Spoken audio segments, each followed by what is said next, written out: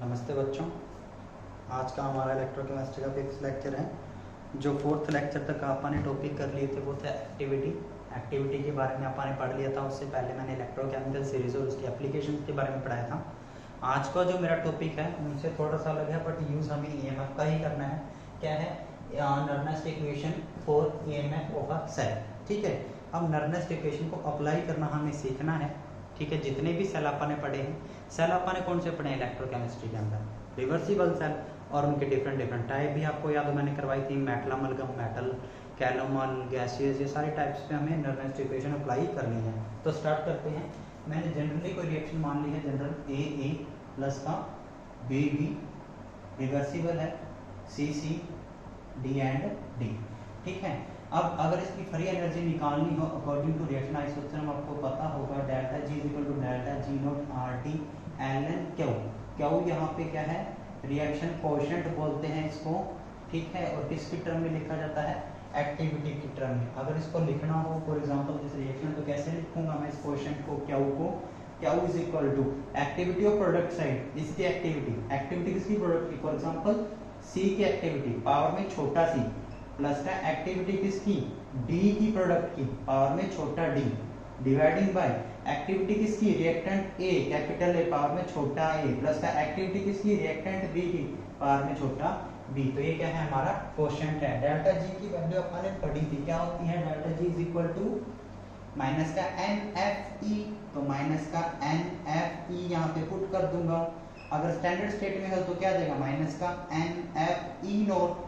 ये मैंने पिछले वीडियो में बताया हुआ है कि delta G is equal to minus का एन एफ ई प्लस का R T L N Q quotient.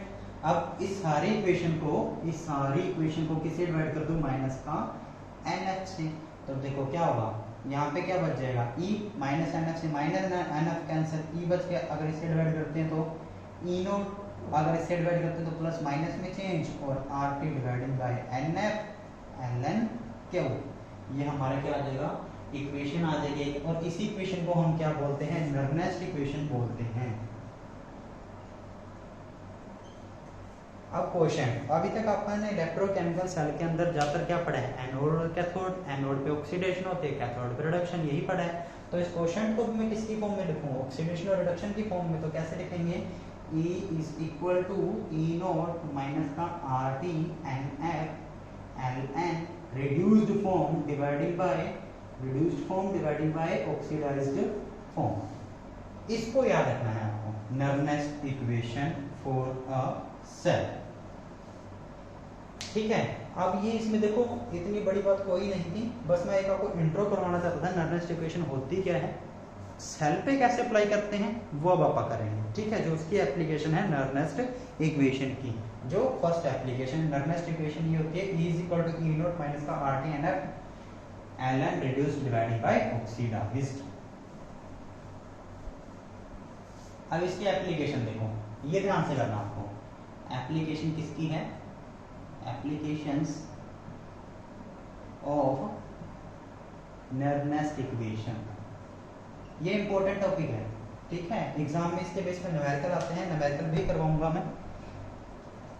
तो एप्लीकेशन है, पहली एप्लीकेशन क्या है? जो अपन ने डिफरेंट मेटल इलेक्ट्रोड पढ़ी थी। मेटल आयन इलेक्ट्रोड याद करो, first type, second type metal amalgam, metal ion electrode.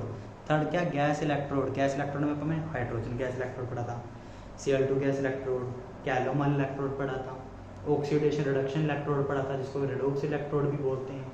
उन सब इलेक्ट्रोड पे नर्नेस्ट इक्वेशन अप्लाई हमें करनी है। ठीक है, तो मैं पहले से स्टार्ट करता हूँ। नर्नेस्ट इक्वेशन प्लीज याद रखना है। और ई क्या है यहाँ पे? ईएमएफ। ईएमएफ क्या होता है? कैथोड का रिडक्शन पोटेंशियल या इलेक्ट्रोड पोटेंशियल माइनस का एनोड का इलेक्ट्रोड पोटेंशियल। तो जो फर्स्ट टाइप है वो क्या है? Metal ion electrode. अब जो भी इलेक्ट्रोड होगी हमेशा जो उसकी रिएक्शन लिखनी है नर्नेस्ट इक्वेशन अप्लाई करने से पहले रिड्यूस्ड फॉर्म में लिखनी है। फॉर एग्जांपल जैसे जिंक का था, आपने यही कहा था ना, मेटल आयन इलेक्ट्रोड जब अपन ने पढ़ा था, मैंने कहा था कि जिंक आयन का सॉल्यूशन उसके अंदर जिंक इलेक्ट्रोड को डिप कर रखा है ना। तो सिमिलरली यहाँ पे है। अब ऑक्सीडेशन या रिडक्शन कुछ भी हो, नर्नेस्ट इक्वेशन अप्लाई करते हैं जब भी उसको किसके फॉर्म में लिखेंगे? रिडक्शन की फॉर्म में। और रिडक्शन कब होती है? जब पॉजिटिव चार्ज कम होता है। पॉजिटिव चार्ज कब कम होता है? जब इलेक्ट्रॉन एक्सेप्ट करता है। तो कैसे होगी रिडक्शन? Zn2 पॉजिटिव प्लस का 2 इलेक्ट्रॉन जिंक अप्लाई कर देंगे E नॉट माइनस का Rp dividing by F। NF आता है ना, N की value 2, natural log Ln values put करेंगे एक्टिविटी जिंक की, एक्टिविटी जिंक आयन की। एक और बात, जब भी कोई सॉलिड लिक्विड गैसियस अगर कोई प्योर स्टेट में है तो उसकी एक्टिविटी हम हमेशा 1 ही लेके चलेंगे। तो यहाँ पे जो जिंक की एक्टिविटी होगी वो क्या आ जाएगी? 1 हो जाएगी। ये हमारी क्या जाएगी? नर्नेस्ट इक्वेशन। यहीं पे एक और बात क्लियर कर देता हूँ, अगर नेचुरल लॉग को सिंपल लॉग में जिसका बेस 10 होता है चेंज करते हैं तो क्या करते हैं? ई नॉट माइनस का आर की वैल्यू पुट कर देते हैं 8.314। टेम्परेचर मैंने रूम टेम्परेचर मान लिया मींस 298 केल्विन। 2 एफ की वैल्यू कितनी मान ली मैंने, या इस 2 को एक बार एन लिख रहा हूँ और आपको पता है एन की वैल्यू 2 ही है, ठीक है, कि ये जनरल केस बन जाए, जनरल कैलकुलेशन बन जाए, जनरल रिजल्ट बन जाए।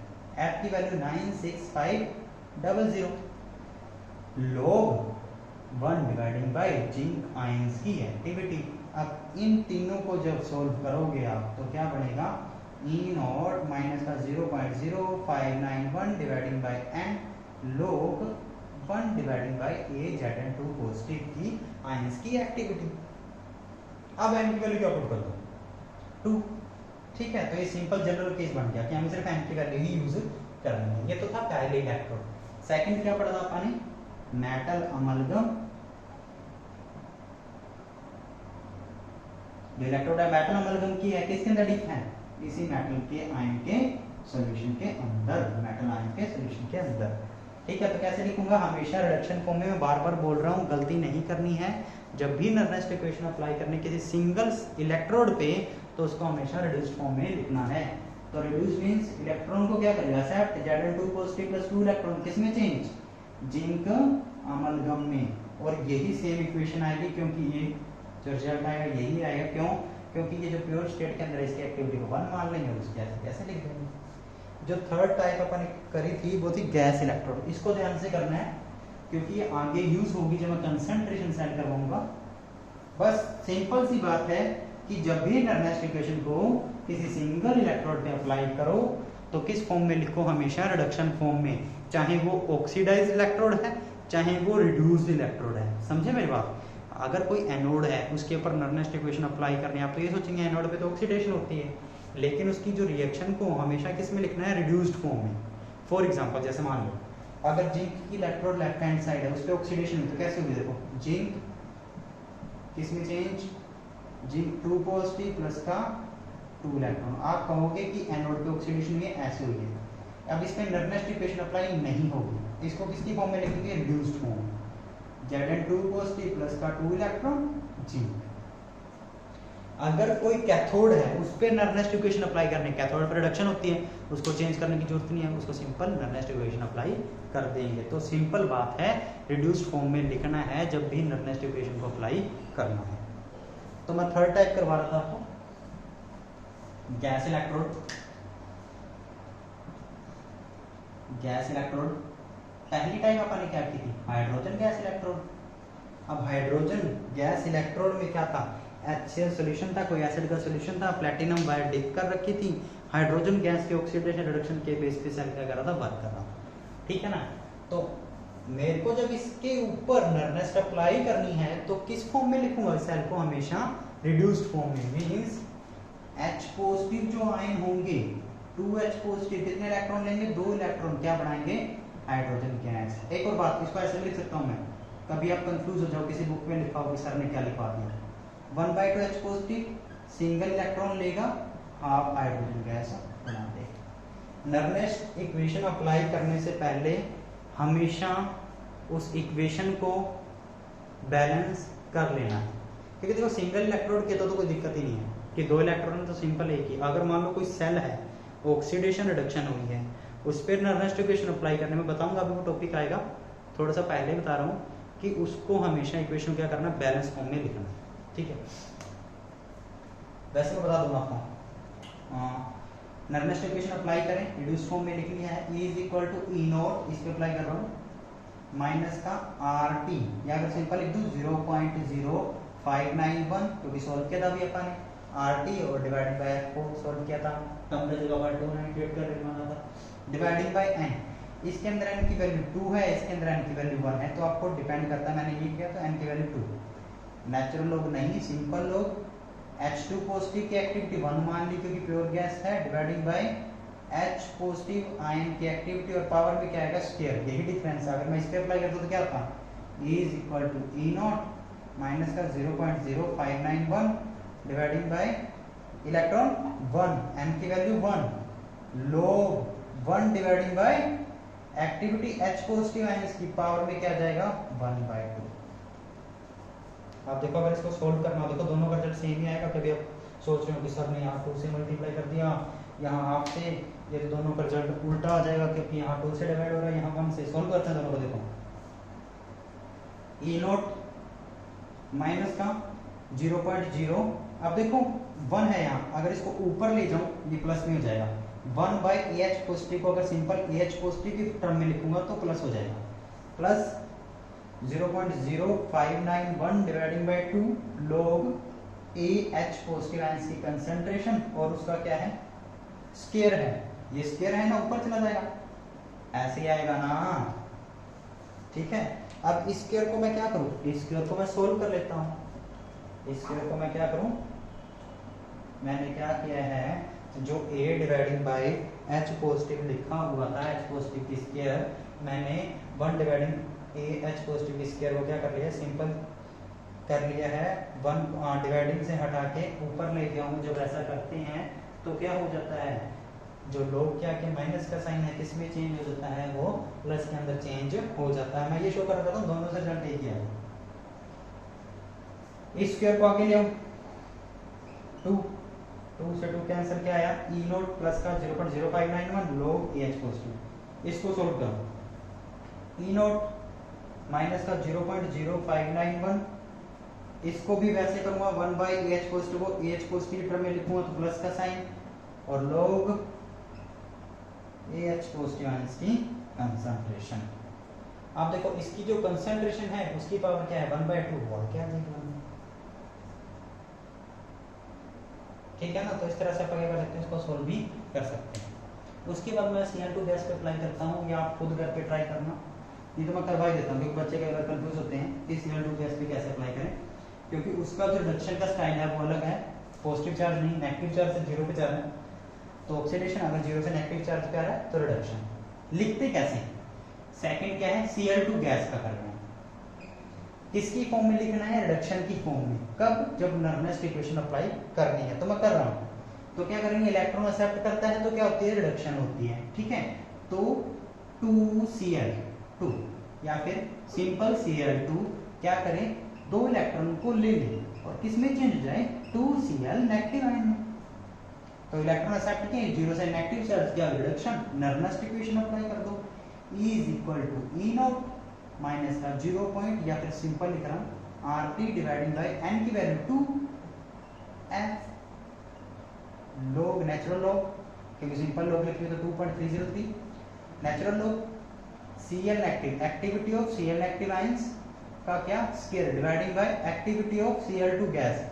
अब ये प्योर है तो इसको मैं क्या कर दूंगा, हटा दूंगा या बंद कर दूंगा, तो सिंपल ऐसे लिख देंगे। अब देखो हाइड्रोजन गैस का लिखा तो कैसा है था 1/H पॉजिटिव, Cl का तो कैसे लिखा है ACl नेगेटिव, ऊपर ही आ चुका है।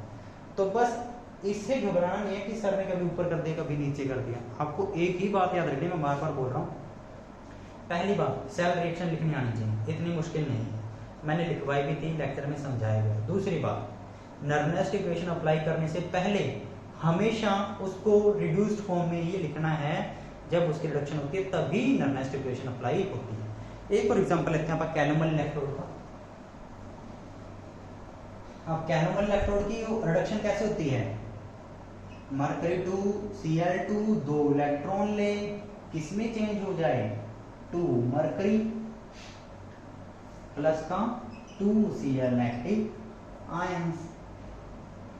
अब देखो रिडक्शन क्या कहां से कहां होगी, देखो मरकरी पे चार्ज कितना था +2, +2 से कहाँ चला गया 0, +2 था या +1 था, कैलकुलेट कर सकते हो क्या, 2x माइनस का 2x डिवाइडेड बाय +1 4 था, +1 से कहाँ 0 पे गया, तो क्या हुई इसकी रिडक्शन हो चुकी है। तो करते हैं Nernst equation apply, E is equal to E not minus का RT dividing by NF, N की वैल्यू 2, F नेचुरल लॉग, इसके डिवाइडिंग में ये।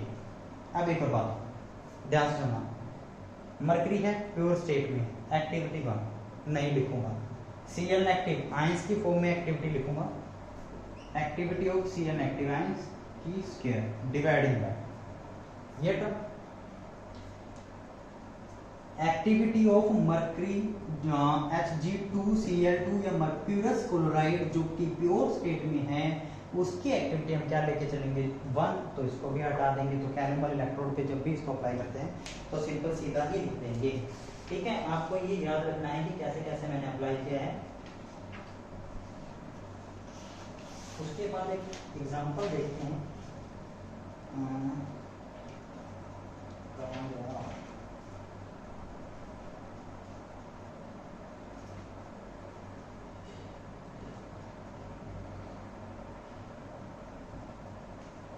एक टाइप और रहता है, पहले वो करवा दूंगा। अब देखो इसको सोल्व कर लोगे ना, इस 2 को आगे ले आओ, 2 से 2 कैंसिल। जो फोर्थ टाइप है रिड्यूस्ड इलेक्ट्रोड या ऑक्सीडेशन रिडक्शन इलेक्ट्रोड, मींस एक ही मेटल की वैलेंसी चेंज होती थी, +2 से +3, +3 से +2 ऑक्सीडेशन रिडक्शन होती थी, उसको लिखना किसकी फॉर्म में है, हमेशा किसकी फॉर्म में, रिडक्शन की फॉर्म में। तो ये हमारा जो फोर्थ टाइप का पानी इलेक्ट्रोड पड़ा था रिड्यूस्ड इलेक्ट्रोड, उस पे नर्नेस्ट इक्वेशन आप खुद अप्लाई करो, ये आपका काम हो गया। ठीक है, अब मैं एक न्यूमेरिकल लेता हूँ, एक एग्जांपल लेता हूँ, उससे आपको करके बताऊँ। ये एप्लीकेशन थी, मैं बार बार बोल रहा हूँ, नर्नेस्ट इक्वेशन की क्या थी कि हर भी जो अपन सेल पढ़े हैं, हर एक सेल के ऊपर उस सेल पे नर्नेस्ट इक्वेशन को अप्लाई करके ईएमएफ निकालना था, ई वो अपन ने निकाला है। मैं एक एग्जांपल लेता हूँ, ठीक है, उससे आप एक बार अप्लाई करके बता दो।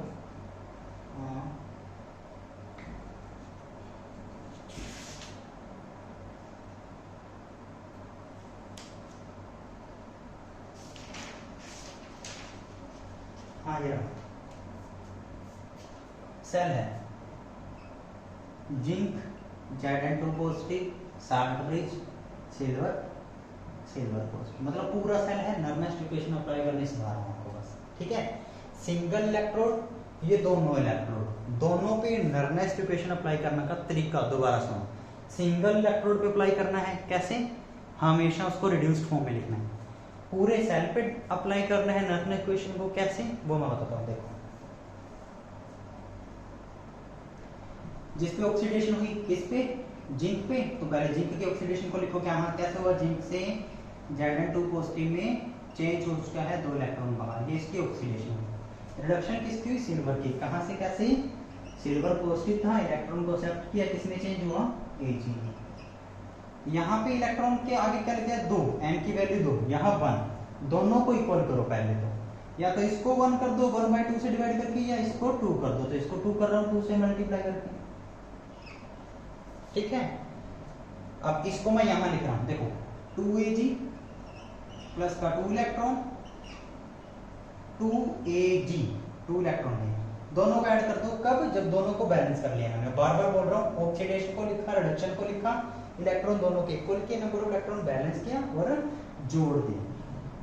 तो 2Ag 2 इलेक्ट्रॉन से 2 इलेक्ट्रॉन कैंसिल, प्लस का जिंक 2Ag प्लस का Zn2 पॉजिटिव आयन। अब नर्नेस्ट इक्वेशन अप्लाई करनी कैसे, E is equal to E not minus का RT dividing by NF, F N की वैल्यू कितनी 2 नेचुरल लॉग। अब जो ये थी प्रोडक्ट की साइड, सिंपल भाषा में बोल रहा हूँ, जो ये राइट हैंड साइड पे जो आयंस आए हैं, जो एक्टिविटी टर्म्स आएंगे वो लिखनी है। तो क्या था, सिल्वर प्योर स्टेट में एक्टिविटी 1 मानूंगा, इसको मैं लिख ही नहीं रहा, ठीक है। जिंक आयंस की क्या होगी activity, A Zn2 positive dividing by left hand side, zinc metal pure state में है, एक्टिविटी इसकी 1 मानूंगा, नहीं लिखूंगा, इसकी लिखूंगा पॉजिटिव आंसर, सॉरी आयंस की फॉर्म में लिखा मैंने, वहां पे लिखा, ठीक है। तो पॉजिटिव कैसे लिखूंगा, एक्टिविटी ए जी पॉजिटिव, लेकिन क्या होगा, स्केयर होगा साथ में। तो ये पूरे के पूरे एक सेल पे नर्नेस्ट इक्वेशन मैंने अप्लाई कर दी है, ठीक है।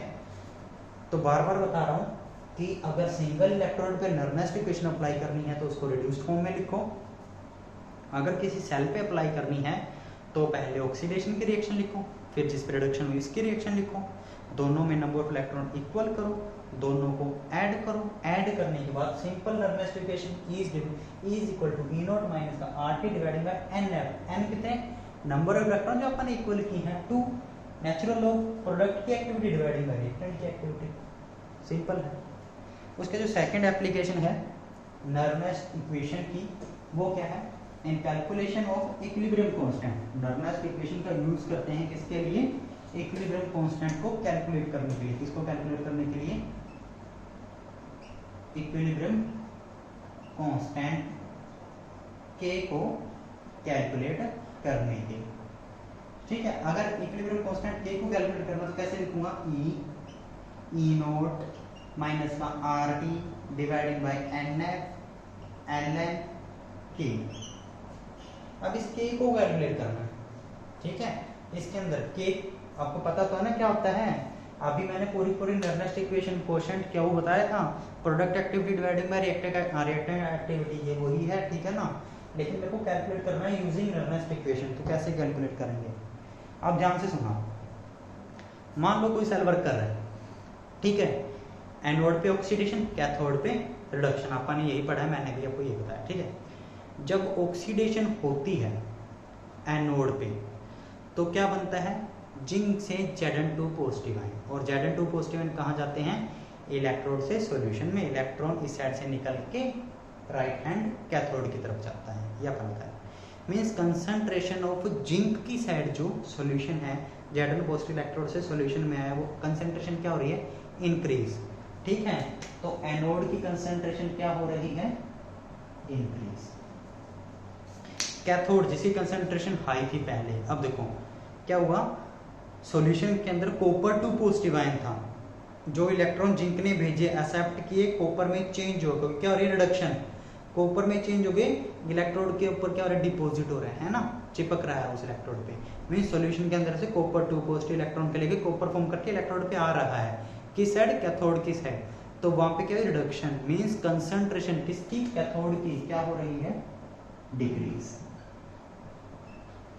मैं क्या बोल रहा हूँ कि कैथोड की साइड कॉपर 2 पॉजिटिव सॉल्यूशन से कहां जा रहे हैं, इलेक्ट्रोड के ऊपर, तो कंसंट्रेशन क्या हो रही है, डिक्रीज। एनोड में इलेक्ट्रोड से सॉल्यूशन में जा रहे हैं तो कंसंट्रेशन क्या हो रही है, इंक्रीज, ठीक है।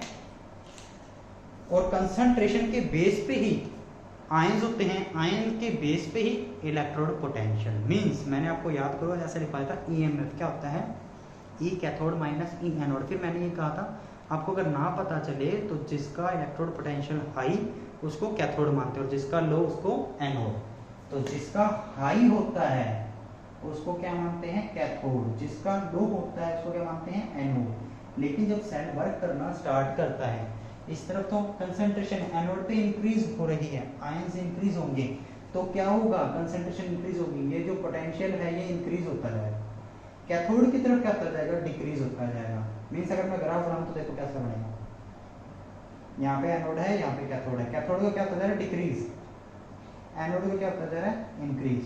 तो एक पॉइंट ऐसा आएगा जब दोनों का इलेक्ट्रोड पोटेंशियल क्या हो जाएगा, इक्वल। जब दोनों का इलेक्ट्रोड पोटेंशियल इक्वल हो जाएगा तो ईएमएफ क्या होगा, देखो ईएमएफ क्या था, ई कैथोड माइनस ई एनोड। लेकिन जब सेल वर्क करना स्टार्ट करेगा एनोड का पोटेंशियल तो इंक्रीज हो रहा है, कैथोड का डिक्रीज हो रहा है, दोनों इक्वल हो जाएंगे तो ईएमएफ क्या हो जाएगा, 0, ठीक है। यहाँ पे पुट कर देते हैं, ईएमएफ क्या आ जाएगा, 0। ई नोट की वैल्यू स्टैंडर्ड स्टेट में है, ई नोट ही रहने दो, R T N F dividing का सॉरी मल्टीप्लाई में एल एन के, इसको इधर ले आओ तो क्या बन जाएगा, E naught is equal to R T dividing by N F L N K. तो हमने क्या कर लिया, इक्विलिब्रियम कांस्टेंट को के को कैलकुलेट कर लिया on the basis of standard EMF of the cell. तो इस सेकंड एप्लीकेशन थी नर्नेस्ट इक्वेशन, ठीक है। क्या किया मैंने, दोबारा से सुनो। जब सेल वर्क करता है तो आपको भी पता है कंसंट्रेशन जो एनोड की तरफ है Zn2 पॉजिटिव इलेक्ट्रोड से बीकर में जाता है, सॉल्यूशन में जाता है, कंसंट्रेशन इंक्रीज होती है, ठीक है। कैथोड में सॉल्यूशन से निकल कर कॉपर पॉजिटिव इलेक्ट्रोड पे जाता है, वहाँ पे कंसंट्रेशन डिक्रीज होती है। दूसरा पॉइंट पकड़ते हैं, जब मैंने आपको ये बताया था कि EMF लिखते हैं तो हायर EMF को हायर इलेक्ट्रोड पोटेंशियल को कैथोड मानते हैं, लोअर इलेक्ट्रोड पोटेंशियल को एनोड मानते हैं, ठीक है। तो जब मैंने ये लिखवाया था आपको, तो स्टार्टिंग में हाई किसका है, कैथोड का, लो किसका है, एनोड का। सेल वर्क करेगा तो कैसे करेगा, कंसंट्रेशन एनोड की तरफ इंक्रीज होनी स्टार्ट हो जाएगी, कैथोड की तरफ डिक्रीज। तो ऐसा जब होगा EMF भी क्या करेगा, एनोड का ऑक्सीडेशन की साइड का इंक्रीज होगा, कैथोड की साइड का डिक्रीज होगा। एक पॉइंट ऐसा आएगा जब सेल इक्विलिब्रियम में आएगा और क्या होगा, दोनों का EMF क्या हो जाएगा, इक्वल हो जाएगा। दोनों का इलेक्ट्रोड पोटेंशियल इक्वल हो जाएगा, हो जाएगा। तो उस टाइम जो हमारा EMF है वो 0 हो जाएगा और हम ये जो इक्विलिब्रियम कांस्टेंट है ये कैलकुलेट कर लेंगे। तो आज के लिए इतना ही है। मैं बार बार आपको एक ही बात बता रहा हूँ कि देखो नर्नेस्ट इक्वेशन अप्लाई करनी आपको आनी चाहिए, इसके बेस पे न्यूमेरिकल पक्का आएगा और ये मेरी गारंटी है कि आसानी से हो जाएगा। क्योंकि देखो किस पे आना है, या तो किसी सिंगल इलेक्ट्रोड पे। मैं अगला जो लेक्चर लूंगा न्यूमेरिकल के ऊपर ही लूंगा, ठीक है, न्यूमेरिकल ही करवाऊंगा on the basis of Nernst equation. तो प्लीज याद रखना है नर्नेस्ट इक्वेशन होती क्या है, E is equal to E not minus का RT dividing by NF reduced state dividing by oxidised state. अगर ऐसे याद नहीं रहता उसको छोड़ दो, सिंपल इतना याद रखो, E is equal to E not minus का RT डिवाइडेड बाय NF, बस ln के बाद क्या लिखना है, अगर सिंगल इलेक्ट्रोड है रिड्यूस्ड फॉर्म में लिखो तो प्रोडक्ट डिवाइडिंग बाय रिएक्टेंट। अगर पूरा सेल है जिसमें 2 इलेक्ट्रोड हैं तो जिस पे ऑक्सीडेशन हुई पहले उसको लिखो, जिस प्रोडक्शन है इसको लिख लो, दोनों के इलेक्ट्रॉन इक्वल कर दो, दोनों को जोड़ दो, जोड़ने पे जो रिएक्शन आएगी उसको कैसे प्रोडक्ट डिवाइडिंग बाय रिएक्टेंट के फॉर्म में लिख देंगे, तो हमारी नर्नेस्ट इक्वेशन अप्लाई हो जाएगी। और अच्छे से मैं न्यूमेरिकल करवाऊंगा तो आपको और अच्छे से पता चल जाएगा, ठीक है। आज के लिए इतना ही, थैंक यू।